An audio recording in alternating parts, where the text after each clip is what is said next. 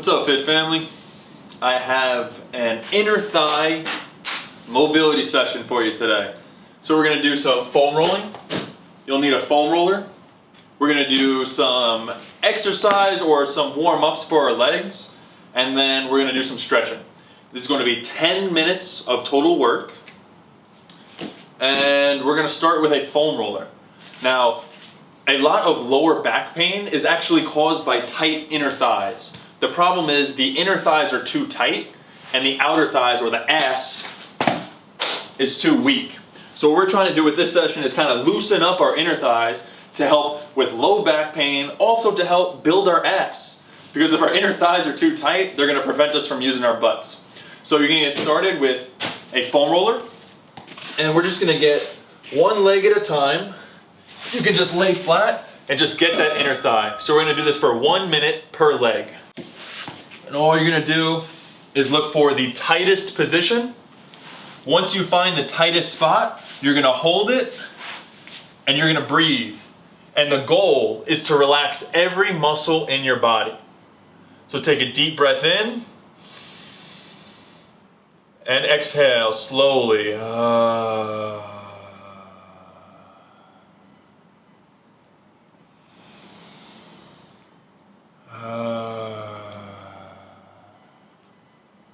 And you're trying to relax the muscle. It's something called autogenic inhibition.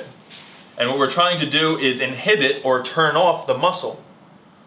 Got just about 10 more seconds on this side, and then we're gonna switch legs. By the way, you can do this as long as you want. You can do this for 10 minutes per leg if you want. We're only gonna do 1 minute. When you're ready, you're gonna switch legs. So we're gonna get the other leg. Now, foam rolling by itself is not very effective. Again, you're gonna look for the most sensitive spot, find it, and then stay there. Foam rolling by itself is not actually that effective. You need to use it as like a warm-up to your other exercises. So you foam roll and then you stretch, or you foam roll and then you work out. But foam rolling by itself doesn't seem to have that many benefits by itself. However, I'm of the belief that if something feels good, you do it. So, again, deep breath in, and slow breath out. Deep breath in, slow breath out. Again, you can spend as much time as you like on the foam roller. The next thing we're gonna do is we're gonna warm up with some sumo squats. So, nice wide stance. For 1 minute, we're just gonna squat up and down, just like this. Make sure that you have control of this position. You don't want your stance to be too wide that you're out of control, okay? And on the way down, you control it. You can pause for a second. On the way up, drive your knees out.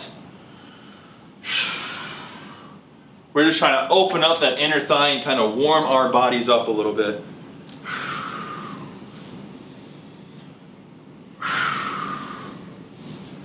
Again, no particular rep scheme. We're just doing this for 1 minute. So if you want to pause at the bottom for a few seconds and feel it out, you can totally do that. Squeeze on the way up.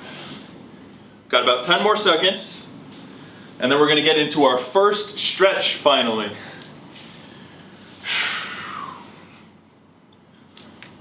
Cool. Our first stretch is going to be a frog stretch. So you're going to get your knees, your legs nice and wide. You can crawl forward, get as wide as you can, and then slowly push back.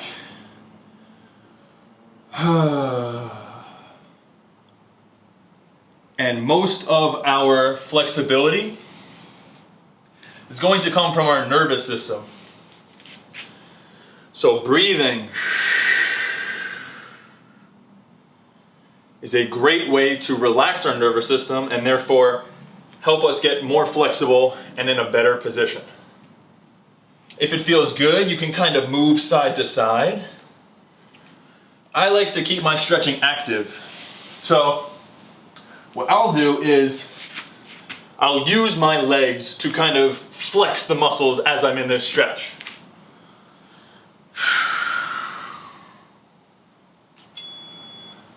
So what you can do is you can think about trying to bring your knees up off the ground and engaging your glutes and all the outer muscles of your hip. And you can do that for 5 seconds. So you can squeeze up for 5, 4, 3, 2, 1, and then exhale. Push those hips back, feel a good stretch. You can also do the opposite movement. So you can think about driving your knees into the ground, and you can do that for 5 seconds. You can go 5, 4, 3, 2, 1, and exhale.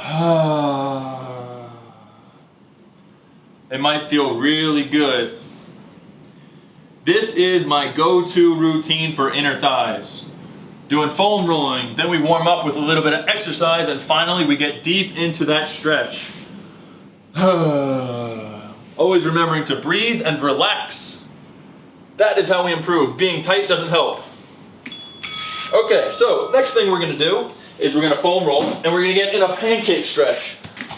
So we're just gonna get our legs kind of wide. And just choose one side at a time. Look for the tightest area that you can find. And then once you find it, just stay there and breathe. For me, it's my inner thigh, relatively close to my groin. And then just breathe. Try to relax.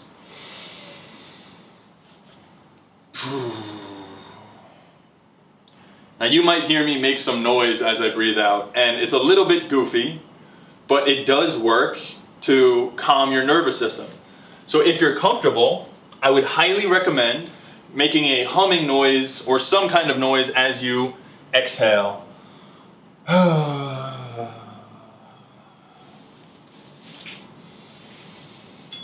Cool. We're going to spend 1 minute on the other leg as well. So find the tightest spot on this thigh in the pancake stretch. Once you find the tightest area, relax. Relax your body as best as you can.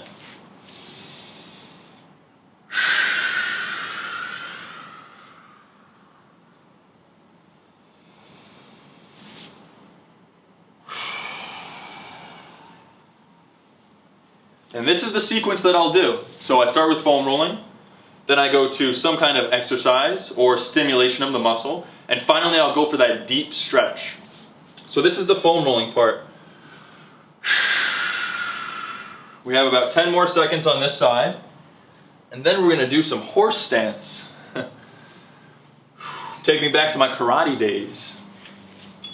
Cool, so if you can, you're going to stand back up, and we are going to do a horse stance. So the horse stance is feet as wide, relatively as wide as you can get, and then just squat down, okay? And we're just going to hold this position. If you can, try to crawl those feet even just a little bit wider. It's almost like we're in a split position really, but you're bending your knees just a little bit. It takes a little bit of pressure off your knees and keeps the muscles active. That's all we're trying to do. You can play around as well with pointing your toes in or pointing your toes out. In general, horse stance, you have those toes in a little bit more. You can straighten for a second, squat back down. About 10 more seconds. And then we're going to get into our final stretch of this routine. You guys are doing great. Cool. Last stretch is going to be a pancake stretch. So you're just going to sit all the way down. You're going to take a deep breath in. And you're going to exhale and lean forward.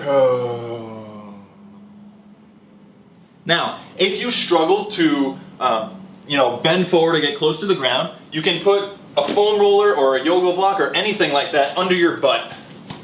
That will help to elevate you so that you can tilt your hips and so that the stretch stays on your legs instead of your lower back. For me, I'm not going to use that. But now what we're going to do is, in this pancake stretch, I want you to use your legs. So we're going to lean forward, and then you're going to drive your legs into the ground to bring your body up. Again, you're going to come forward and drive your legs to bring your body up. So we're keeping it as active as we can as we stretch. Do this at your own pace.